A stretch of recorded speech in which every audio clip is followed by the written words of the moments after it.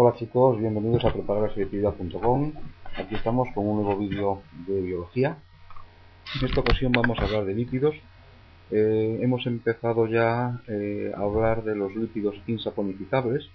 Hemos visto en otro vídeo anterior los terpenos. Y ahora voy a dedicarle este vídeo al estudio de los esteroides. ¿Vale? Bien. Como digo, estamos dentro de los lípidos insaponificables, es decir, aquellos que no forman jabones, ¿de acuerdo? Si tenéis alguna duda en este sentido, podéis recurrir a todos los vídeos del tema de lípidos que tenéis, que ya están subidos, y ahí podéis ver las diferencias que hay entre unos y otros y los diferentes tipos de lípidos saponificables, ¿vale?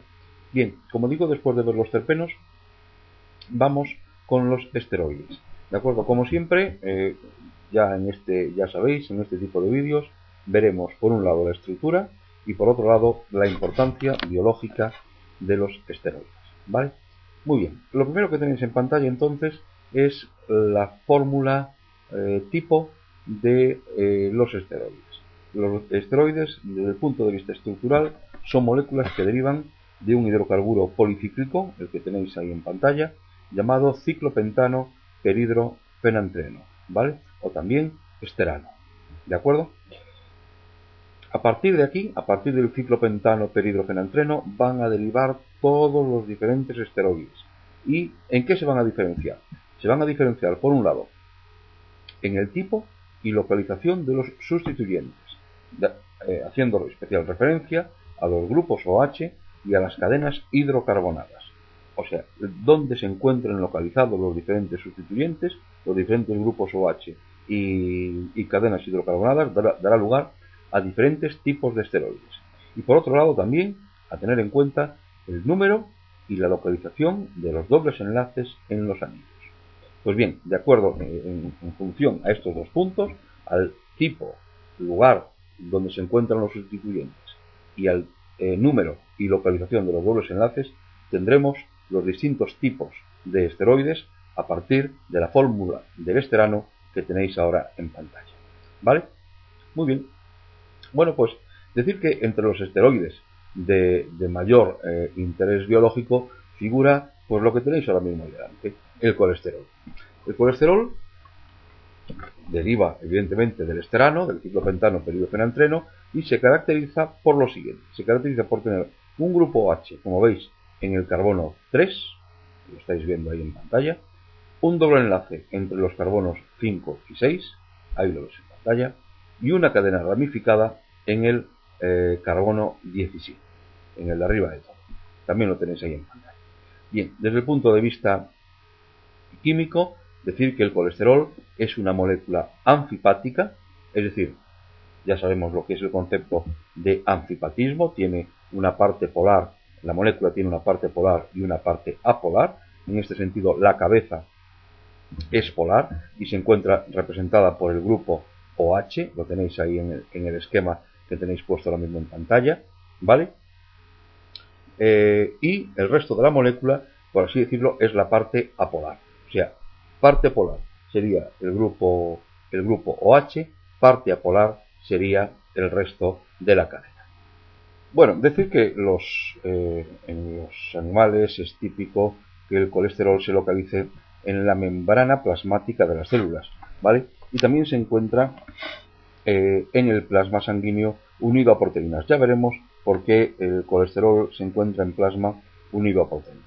Bien, la importancia biológica, ¿vale?, del colesterol se debe, por un lado, a que forma parte de la bicapa lipídica de la membrana plasmática.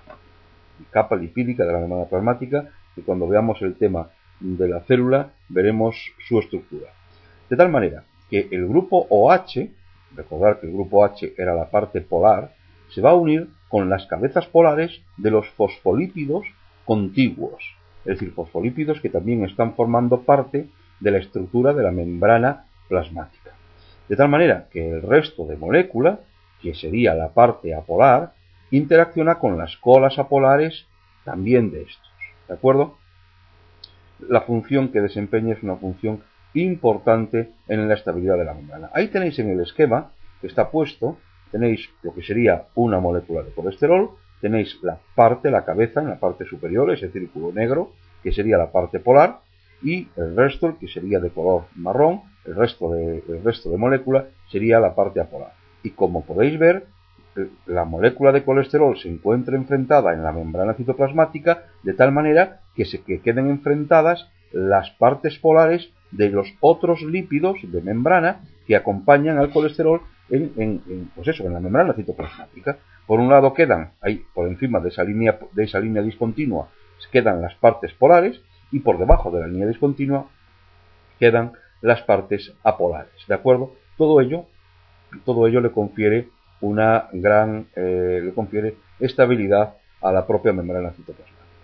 Por otro lado, también importante, o que va a resultar de importancia biológica, de gran importancia biológica para los esteroides, es que del colesterol van a derivar otros esteroides que desempeñan papeles fundamentales en la fisiología del ser vivo, ¿no? Bien, ¿cuáles son? Por ejemplo, la vitamina D3. La vitamina D3 se obtiene a partir del 7-deshidrocolesterol, ¿de acuerdo? Va a presentar otro doble enlace entre los carbonos 7 y 8. La vitamina D3 se localiza en la piel y por la luz del sol, por la radiación ultravioleta, se va a convertir en la vitamina D correspondiente, que es imprescindible para que el calcio se pueda absorber a nivel intestinal y el calcio de los alimentos, ¿no? Y posterior metabolización. Pero esto evidentemente veremos cuando sea el estudio de la fisiología de las vitaminas, el estudio de las vitaminas. Bien, pero que sepamos que la vitamina D3, sepáis, que es un derivado del colesterol. Otro, y por lo tanto un esteroide. Otro, las sales biliares. Las sales biliares se forman por degradación del colesterol en el hígado, son segregadas en el intestino, formando parte de la bilis, ¿de acuerdo? Las sales de estos ácidos van a emulsionar las grasas, y esta emulsión es lo que va a favorecer la acción de la lipasa pancreática, que es, a fin y a la postre, la principal enzima que digiere las grasas. Si no se llega a producir esta emulsión, gracias a la presencia de estas sales biliares, pues evidentemente la lipasa no podría digerir las grasas, ¿de acuerdo? Bien, otros compuestos de importancia biológica son las hormonas córticos suprarrenales. ¿Por qué se llaman así? Se llaman así porque van a ser segregadas por la corteza de las glándulas suprarrenales, ¿de acuerdo? ¿Qué desempeñan? ¿Qué función tienen? Bueno, pues así una pincelada, porque evidentemente no toca ahora hablar de las hormonas, pero por ejemplo aquí dentro de las hormonas suprarrenales tenemos los glucocorticoides, que se encargan de regular diferentes procesos metabólicos. Otros pues pueden ser los mineralocorticoides, que van a regular la excreción de iones minerales y de agua por el riñón, ¿vale? Y también dentro de otros esteroides que van a derivar del colesterol tenemos las hormonas sexuales. Las hormonas sexuales se forman también a partir del colesterol, por un lado en los testículos, estaríamos hablando de las hormonas sexuales masculinas o andrógenos, y también en los ovarios, estaríamos hablando de las hormonas sexuales femeninas, que son los estrógenos y la progesterona, ¿de acuerdo? La presencia de la función básica de estas hormonas sexuales, es determinar, por así decirlo, la actividad, la maduración, el comportamiento sexual del individuo, ¿no? Así como la capacidad reproductora, ¿vale? Está entendido entonces cuál es la importancia biológica y cuáles son los, por así decirlo, otros esteroides que se pueden formar a partir del colesterol. Bueno, profundizando un poquito más en el tema del colesterol, decir que, aparte de poder producirse en el hígado, el colesterol también puede ser absorbido desde los alimentos en el intestino, ¿de acuerdo? O sea, el colesterol que tiene el hombre puede venir de dos lugares. Puede venir sintetizado en el hígado, perdón, o bien incorporado desde la dieta, ¿vale? Que será absorbido en el intestino, ¿de acuerdo? Que es donde va a pasar a sangre.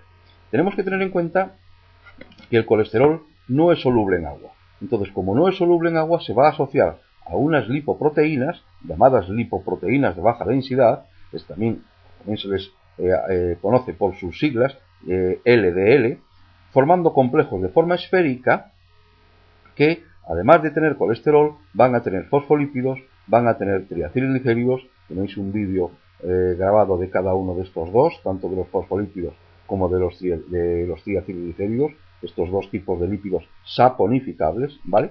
Y las proteínas se localizan en la superficie, facilitando su solubilidad en agua. ¿De acuerdo? Está entendido esto.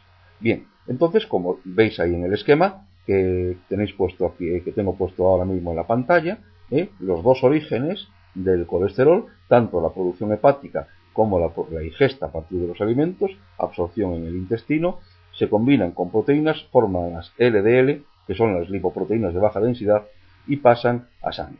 ¿De acuerdo? Y ahí veis cómo se produce la asociación de las moléculas de colesterol a la superficie de las proteínas, ¿vale?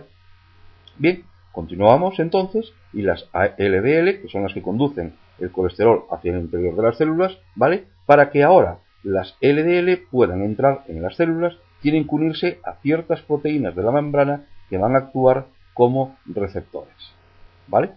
Bueno, decir que cuando las células tienen suficiente cantidad de colesterol, lo que hacen es reducir la formación de estos receptores, es decir, los receptores que han captado o se encargaban de captar a las LDL para que éstas puedan entrar en las células, ¿de acuerdo? Y puedan dejar su colesterol. Entonces, se reduce la formación de estos receptores, por lo que si hay una concentración alta de LDL, estos complejos van a permanecer en sangre y tienden a depositar el colesterol en la placa de las arterias. Y entonces tenemos otro problema. Fijaos que la cosa es fácil, el funcionamiento, la fisiología es sencilla, ¿de acuerdo? Por un lado, las LDL son las que conducen, las que llevan, por así decirlo, el colesterol hacia las células, hacia el interior de las células, ¿de acuerdo? Previamente se han formado en el vaso sanguíneo, o son las que permiten que estas lipoproteínas de baja densidad, que el colesterol pueda llegar o pueda estar en plasma, ¿vale? Muy bien. Pero para que las LDL puedan llevar el colesterol a las células de las células, tienen que existir unos receptores de membrana que son los que permiten que efectivamente el LDL, vamos a decirlo de esta manera, se acerquen, contacten con esos receptores y por lo tanto introduzcan el colesterol al interior celular. Ahora, ¿qué pasa? Pasa que si la cantidad de colesterol que tiene la célula es suficiente, lo que va a hacer es reducir el número de receptores a nivel de membrana. Con lo cual, si se reduce el número de receptores a nivel de membrana, las LDL no los van a reconocer y no van a poder entrar. ¿De acuerdo? Por lo tanto, estos complejos, el complejo de LDL, va a permanecer en sangre y lo que hace es depositar, tal como veis en el dibujo, va a depositar el colesterol en la pared de la arteria. Y van a empezar a formarse unos engrosamientos, que es lo que se conoce como la placa de ateroma o la placa aterosclerótica, por así decirlo. Se puede decir de las dos maneras, o bien la placa de ateroma o la aterosclerótica. ¿Esto qué va a suponer? Esto va a suponer, como veis ahora en la siguiente imagen, esto lo que va a ocasionar es que de inmediato la circulación sanguínea va a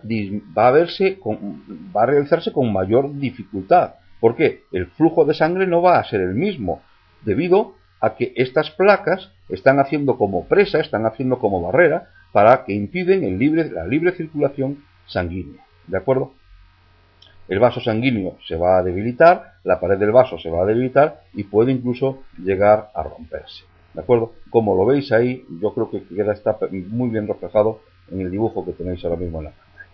Bueno, esto evidentemente es problema o va a causar trastornos importantes como puede ser el infarto cardíaco, el infarto de miocardio, accidentes cerebrovasculares, trombosis.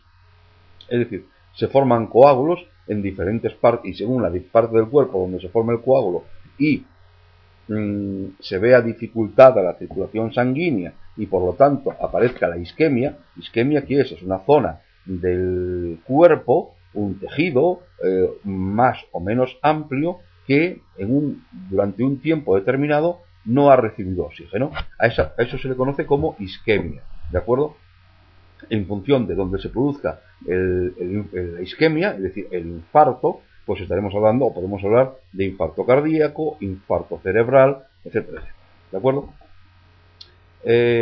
Esto es lo que hace que, como son los responsables de toda esta, por así decirlo, patología o situación de riesgo, es por lo que hace que al LDL se le conozca como el colesterol malo, ¿vale? Una concentración de colesterol de LDL por encima de 180 miligramos por cada 100 mililitros de sangre. Esto supone un riesgo que, evidentemente, a medida que aumentamos esa cifra, pues hay mucha más tendencia a que aparezcan todos los trastornos que os acabo de decir a continuación. Todos los accidentes vasculares pueden verse aumentados a medida que se supera esa cifra de los 180 miligramos por cada 100 mililitros de sangre, ¿vale? Bien, pero bueno, no es la única lipoproteína que hay en sangre. Tenemos otras lipoproteínas que, hombre, si existía un colesterol malo, ahora va a existir un colesterol bueno, que es la que se llama HDL. Son lipoproteínas de alta densidad, ¿de acuerdo? Que su función es la de retirar todo el colesterol que se va depositando en las paredes arteriales y transportarlo al hígado, donde será metabolizado.